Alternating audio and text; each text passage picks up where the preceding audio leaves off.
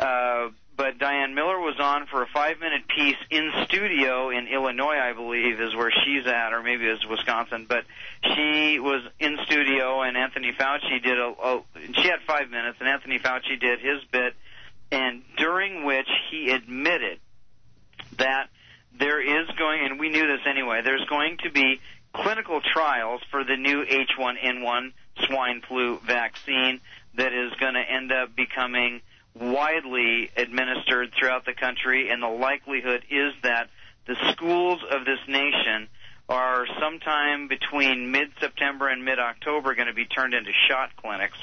So to spread a disease, they're going to use our children all the way up through college to be the nexus for creating a worldwide pandemic. And it's just horrible beyond belief. But in this trial, where 8 different universities and a couple of other places are going to be taking on volunteers to take the vaccine, he admitted that some of the more dangerous components, they are these oil, water-based adjuvants, which, make people real sick. So that means the vaccine is working if people get really sick.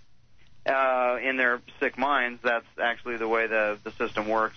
And that's how you confer health and immunity to disease, is by making people sick with it. It's pretty retarded, but people still buy it.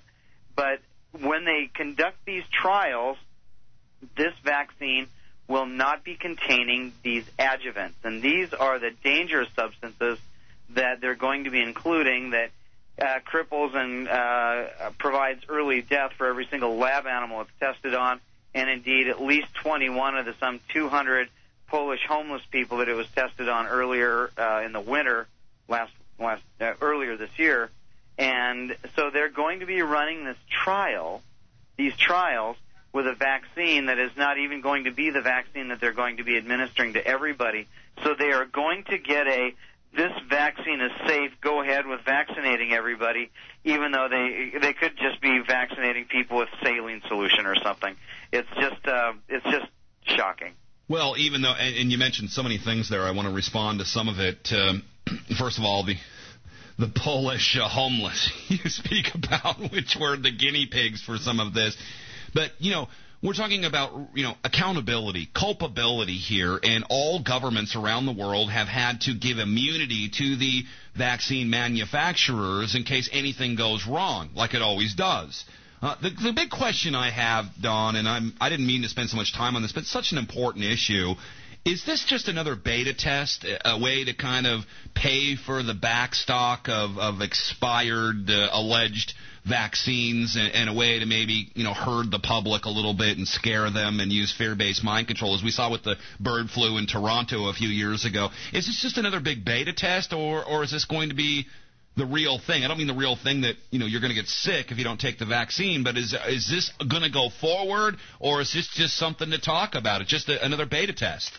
Well, in my opinion, we've been covering the building and the progress of the pandemic preparedness machinery in the Idaho Observer since 1998. The modern version of pandemic preparedness really began in the aftermath of the 1976-77 swine flu fiasco that just made lots of people sick and killed some more. And I have this feeling, as I see things unfolding, that the previous scares, the SARS scare, the smallpox scare, and there's been other flu scares that happen every single year, those scares have served a couple of different functions. They would be beta testing. They were out there to get the infrastructure together so everybody would have an excuse to learn and go to conferences and get new toys and to pass laws and to do all these marvelous things to set the infrastructure of pandemic preparedness up. And it also has anesthetized people to the threat of a pandemic or an epidemic. And indeed, the reporting is that only, say, people who are already immunocompromised, people that have underlying chronic conditions, are being fatally affected by this thing. And in most cases, people get flu symptoms and then they recover in a couple of days and it's all over. So there's this big sort of yawning that people are doing over this and I believe that that was intentional. And what I see, there's these headlines that pop up now and then where they say, swine flu deemed unstoppable. Well, something is unstoppable here, and it's not the bug. What is unstoppable is the machine that they put in motion on March 28th earlier this year. That is what is unstoppable, and it's not in the headlines, but we're seeing it everywhere. Yeah, me too. In our reporting and the news or the sources that we're receiving, most of them official, they are going forward with this thing, and it's coming down on us like a freight train, and people really need to wake up. And I've got some very awesome and very insightful suggestions that people can utilize simply to help forestall this looming apocalypse in their own communities. Well, I want to get to that. That is important. But let's be clear on what you just said.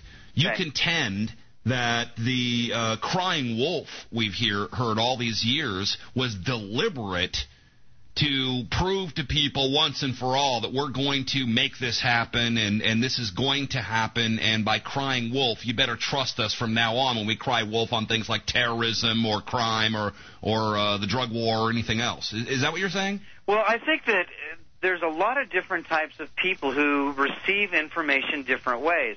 There's the mass of humanity in this country right now that are just waiting by their TV, and if somebody says, okay, roll up your sleeve, they're coming to save you, they'll just sit there with their sleeves rolled up and wait. No, we had old ladies, waiting in line for the seasonal flu vaccines over the years that died in line waiting for the vaccine. yeah, crappy weather outside, and they get pneumonia and die. Don, I'm a guy who, when you cry wolf repeatedly, I have a hard time believing anything you say, and I'm almost hearing you say that was part of the plan.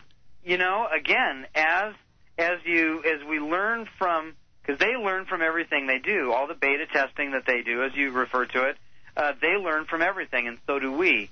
And so we look at the way people respond to things, and most people they're pretty ambivalent about it. Yeah, okay, it's swine flu. They're predicting another pandemic, and it's not very bad, and yeah, sure, they might vaccinate everybody, but they're not going to vaccinate me, and it's going to be voluntary, and don't sweat it. You're getting just way too upset. Yeah. And so there's that component of, I think that really most people have responded that way. So they're not really going to euthanize the old people and the old people with dementia who have paid into the system their whole life, who won't get a chance at health care, according to Ezekiel Manuel. It's just fear-mongering. They're just making that up, and just trust us. Right. But And that is well and good, but in the previous testing, the previous pandemic threats, the annual swine flu, the annual regular circulating flu scare, we've never seen the machinery come together like this. And they've spent a lot of money on it. They're working very hard. You would have to believe they're not doing it for nothing. No, this is the main event. I'm pretty well convinced. Oh, it's season 2 of 24, folks. As we told you about on this program, Don Harkins will come back. Big Fin. All this up for the Friday program. Stay with us. Deadline Live.